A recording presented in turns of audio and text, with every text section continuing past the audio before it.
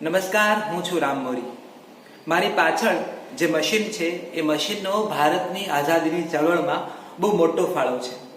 આ એ મશીન છે જેનો ઉપયોગ મહાત્મા ગાંધીજીએ કર્યો છે. 1915માં જ્યારે દક્ષિણ આફ્રિકાનો સત્યાગ્રહ પૂરો કરી મહાત્મા ગાંધી પહેલી વાર ભારત આવ્યા ત્યારે ગોપાલ કૃષ્ણ ગોખલેની સૂચનાને માન આપી એમણે ટ્રેનમાં આખું ભારત ટ્રાવેલ કર્યું.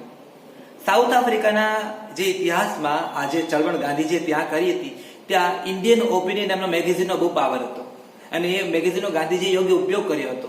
એટલે બાપુને ખબર હતી કે મારે ભારતમાં આઝાદીની ચળવળ માટે યોગ્ય કોઈ શસ્ત્ર હોય તો એ છે કલમ અને કાગળ, અને એના માટે મને એક મેગેઝિન જોઈએ છે. તો 7 સપ્ટેમ્બર 1919 એ દિવસે નવજીવન મેગેઝિનનો પ્રારંભ થયો છે. આ મેગેઝિનમાં ગાંધીજીએ લેખો લખ્યા છે. ગુજરાતીમાં, હિન્દીમાં અને અંગ્રેજીમાં આ 3 ભાષામાં મેગેઝિન પબ્લિશ થતું હતું. અને આ યંગ ઇન્ડિયા અંગ્રેજીમાં, ગુજરાતી હિન્દીમાં નવજીવન. આ મેગેઝિન એટલો પ્રભાવ હતો કે વીકલી હું કહું છું 30 થી 35,000 કોપી વેચાતી હતી ગુજરાતીમાં. હિન્દીમાં એની 27-28,000 પ્રાઇસ હતી અને અંગ્રેજીમાં 12 થી 13,000 આ નકલો વેચાતી હતી. આ એ મશીન છે જેમાં પહેલી વાર ગાંધીજીની આત્મકથા, સત્યના પ્રયોગો અને મારા દક્ષિણ આફ્રિકાના સત્યાગ્રહના પ્રયોગો, આ 2 પુસ્તકો હપ્તાવાર છપાયા હતા.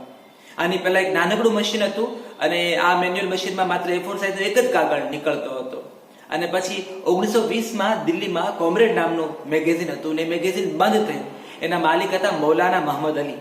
એમણે આ મશીન ગાંધીજીને ભેટ આપ્યું. ન માત્ર આવું મશીન પણ આવા 3 મશીન બાપુને ભેટમાં આપ્યા. એટલે 1920 થી આ મશીન નવજીવન ટ્રસ્ટમાં આવ્યું અને પછી આ મશીનમાં ગાંધીજીએ હિન્દી, ગુજરાતી નવજીવન અને અંગ્રેજીમાં યંગ ઇન્ડિયા આવા સામયિકો ચલાવ્યા. આ સામયિકોનો ફાળો એ હતો કે આમાં ગાંધીજી પોતાના લેખો લખતા.